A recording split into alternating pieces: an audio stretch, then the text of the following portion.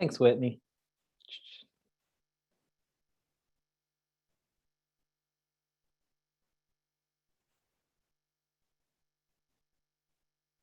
Yeah, so I'm talking about weedy grasses and grasslands in Southern California. There we go. And so we do have grasslands in Southern California. Most of them look like this. They're, obviously grasslands.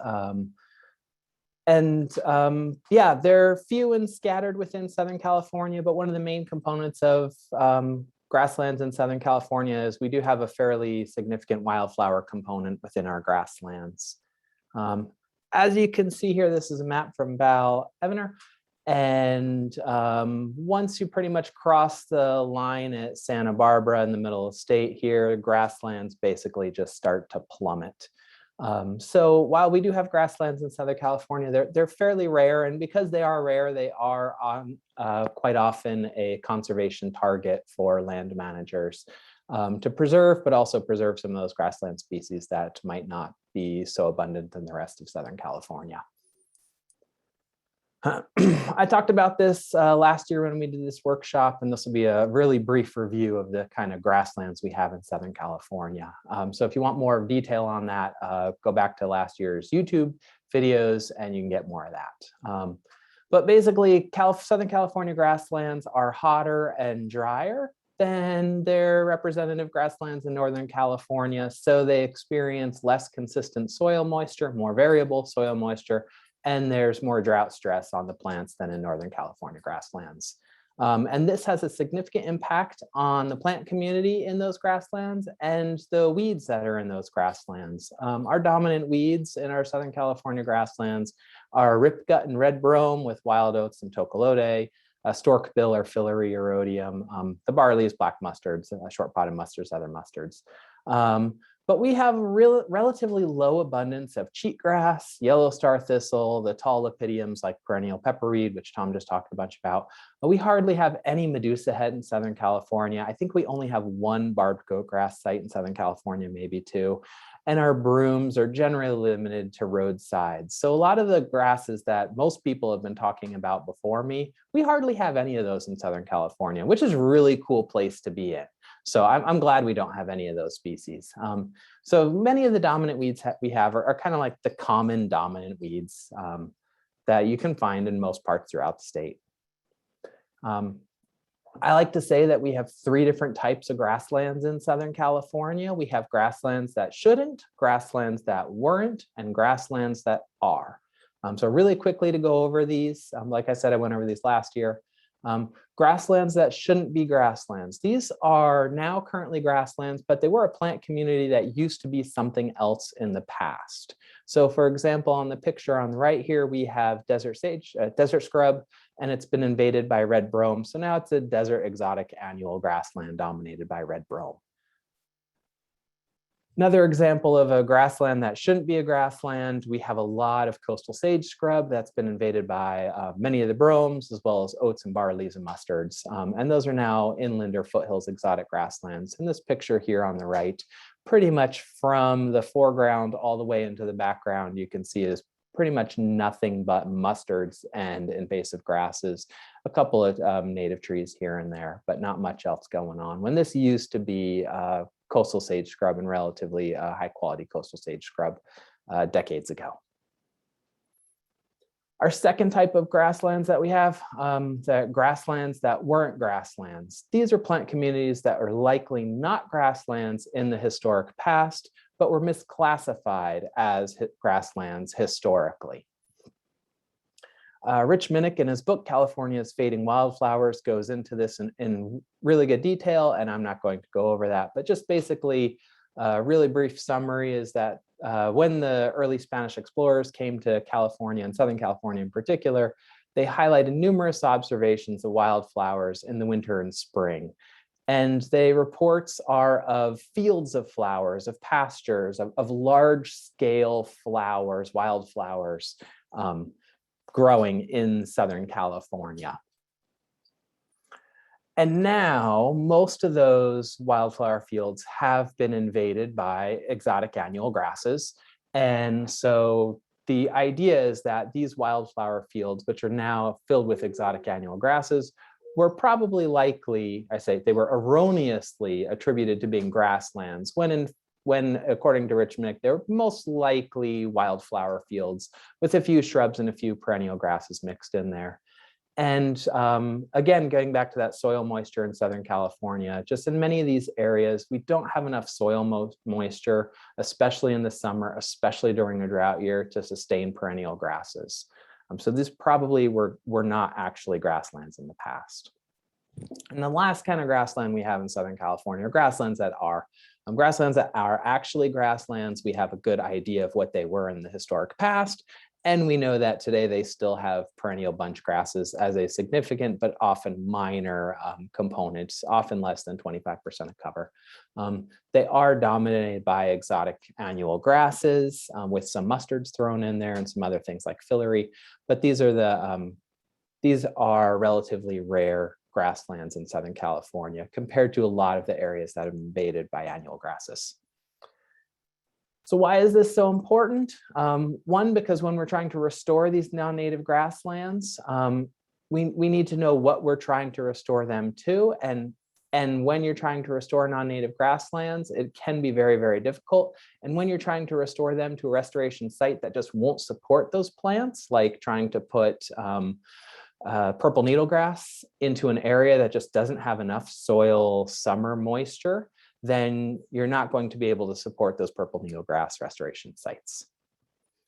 So what are some of the tools that we can use in Southern California to reduce these annual grasses and help to kind of bring back some of these perennial grasslands and wildflowers? And especially because many of the weeds that we have in Southern California are annual grasses. So I'm going to focus most of this talk on chemical restoration techniques using herbicides because they are very effective at reducing non-native plant cover at a relatively low cost. And they can be used in a variety of creative ways to select for different plant types to thrive in these grasslands. So the first class of chemicals I'm going to point out are grass-specific herbicides. Fusilade and Post are two of the main ones that we use in Southern California. They can have grazing restrictions. However, we don't have a lot of cows in Southern California. So for most land managers who are managing grasslands in Southern California, using a chemical for that has grazing restrictions isn't usually a big problem. For Northern California, that's a very different story. These chemicals are applied post-emergent. There's minimal pre-emergence control. Fusilade has pre-emergence activity for about a month or so, but I wouldn't really rely on it for any length of time. It controls many annual grasses. It also has the benefit of stopping the seed production of fillery or storkbill, and you can use Fusilade over the top of established Stipa capensis, purple needlegrass. So which is really cool, is that you can spray it right over the top of Stipa and it will kill your annual grasses, and it won't harm the Stipa, even though it says it's a grass-specific herbicide. There's this carve out for Stipa. And because you're reducing your annual grasses, your wildflowers can thrive after your treatments. One of the big problems that I've had with this chemical, and it's a good problem to have, don't get me wrong, is that when your annual grasses are 80–90% of the population, and you treat something like an acre and you treat it for 2 years in a row, you get a lot of bare ground coming back because your annual grasses were such a huge part of the plant community that there's really nothing left to take them over. So restoration needs to be carefully monitored and implemented afterwards. Treatment might look something like this, where you have some dicots in the middle here, and you're spraying, and basically you can spray right over the top of these dicots. In this case, they're shrubs, and you're getting a really good annual grass kill. Another chemical that can be used to treat annual grasses, Milestone. Tom talked a lot about this. It can be used as a post-emergent and a pre-emergent. It generally reduces broadleaf weeds, as Tom mentioned. It can also reduce annual grasses, and so pay attention to his talk, or go back and pay more attention to his talk if this is something that's interesting in you, because it does reduce the seed formation of some annual grass species. And Milestone's pretty nice in that it can be applied over the top of many perennial grass species, and your perennial grasses can thrive. And grazing is also allowed on the label. So here's a Milestone site. Milestone was treated on the left, and on the right, we have a lot of dicot weeds coming in. And you can see that even 1 year post-treatment, you get a large reduction in broadleaf weeds. Another treatment, clopyralid or Transline. It's very similar to Milestone. There's many other brands besides Transline. It also has post and pre-emergent properties.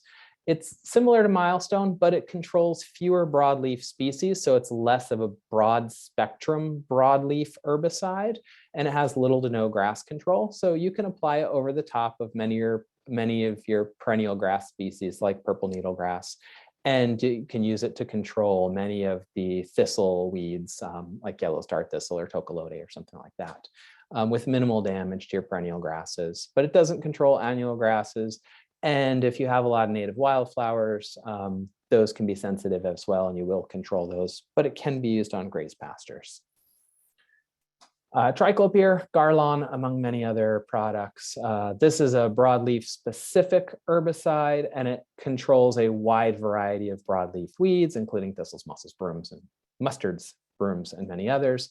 Has almost no activities on grasses, can be used on grazed pastures. It will control many of the native wildflowers that come up, but the benefit to using triclopyr over Milestone or Transline is that triclopyr is a post-emergent only. It has no pre-activity, so it's not active in the soil. So if you need to kill broadleaf weeds this season, but not next season, you're going to be using triclopyr. If you need to have continuous control for months at a time, then you're going to be switching over to something like Milestone or Transline. I want to talk a little bit about pre-emergent herbicides. Most of these products can't be used on grazed pastures, but because, like I said, we don't have a lot of cows in Southern California, we can use these products on our ungrazed grasslands, which oftentimes are nature preserves. So the first one I'll mention is Gallery isoxaben. This is a pre-only, and when I say pre-only, it's like 99% pre. It has limited post-emergent effects in a few species, a few mustard species. So it can control some of those early emerging mustards when you're at like the 2 to 4 leaf stage, but for the most part, it's pre-only. It reduces broadleaf annuals, and annual grasses and most perennials will tolerate a treatment of Gallery.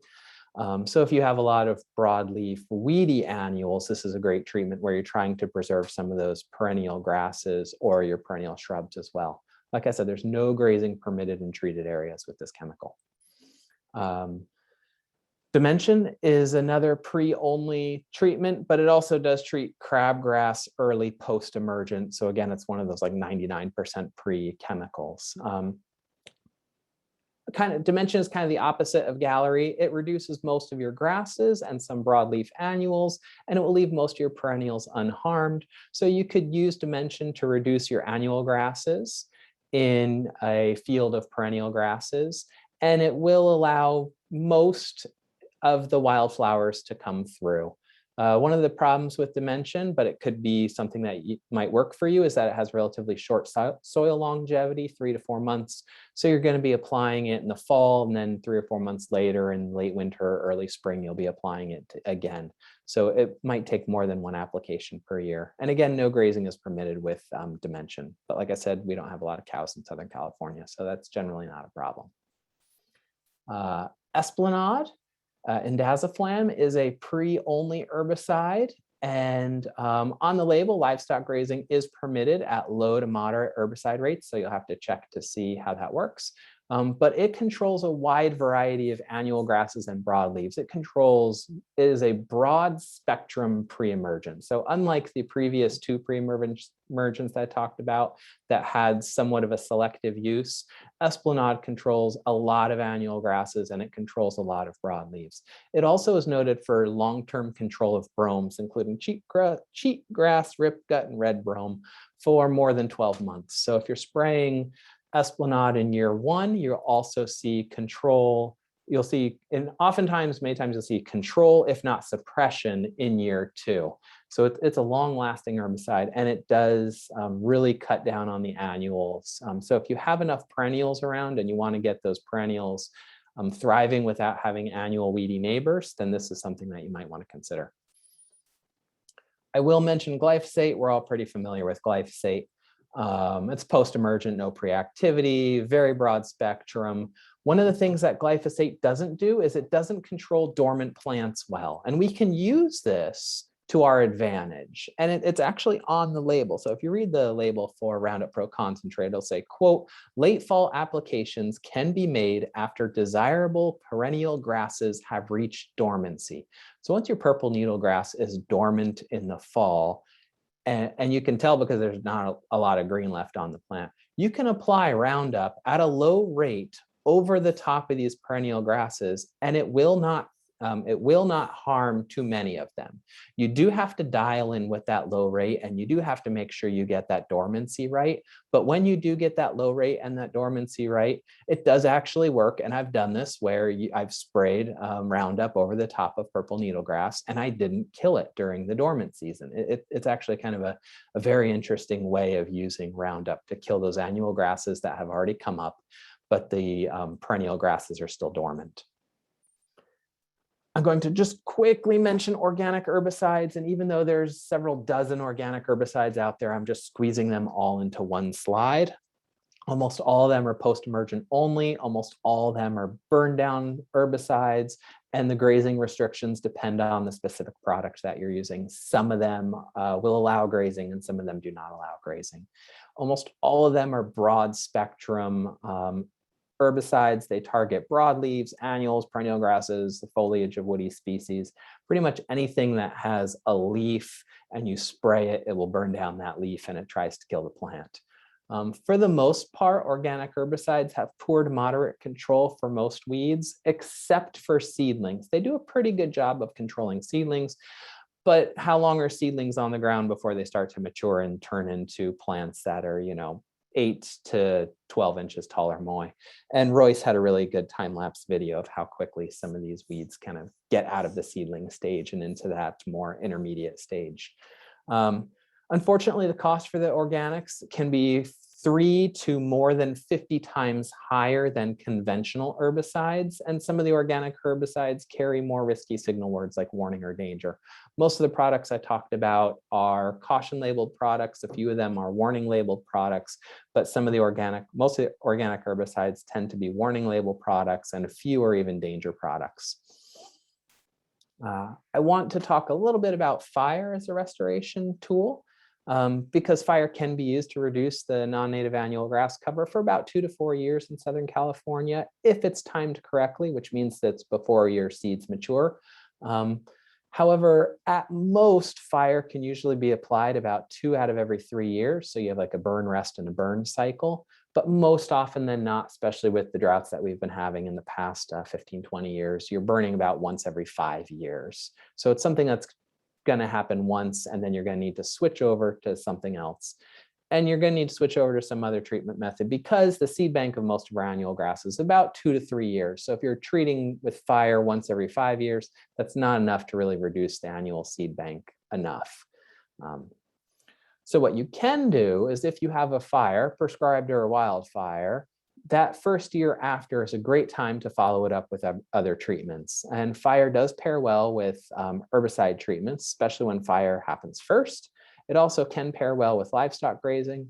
It depends on the timing, the grass species that are around, and the state of the rangeland that burned before you put cows on after a fire. I'm just going to mention briefly that we do occasionally graze grasslands in Southern California. It can be a useful tool for restoration. our limitation in Southern California is mostly the numbers of livestock, and that we just don't have a lot of cows in Southern California, and it's hard to get those cows or sheep moving around to all the different preserves that want to graze them at any point in time in the year. And most often everybody wants to graze at the same time of the year, so we tend to have competition between preserves. I do want to point out that no matter what you're doing, you need to be careful about how you are restoring these sites, because any disturbance can favor the spread of weeds. This is the Santa Rosa Plateau. It burned in September 2019. And the following year in 2020, a large population of stinknet, Onchocyphon pylifer, was found spreading in the recently burned chaparral vegetation. And in 2019, they hadn't reported any stinknet at this burned area. And then in 2021, it continued to expand. So this is a really sadly impressive weed spread after a single fire. Last, I want to point out that IPM can be really useful in grasslands to help you to figure out, to help set up a method of restoring these grasslands to have a plant community on the landscape that will benefit you and for what your preserve is set up for. So summing up, there's several different types of grasslands in Southern California, and almost all of them are dominated by exotic annual grasses, and we do have some exotic broadleaves as well. Managers need to be cautious about what plant communities they are trying to restore to in invaded grasslands in SoCal, because sometimes what your prescription calls for and what the land can actually support will not be the same thing. There is a variety of specialty herbicides that can be used to kill the annual grasses in these grasslands and to enhance native plant populations. And of course, the best approach is to always use IPM and work adaptively. With that, I'll take any questions.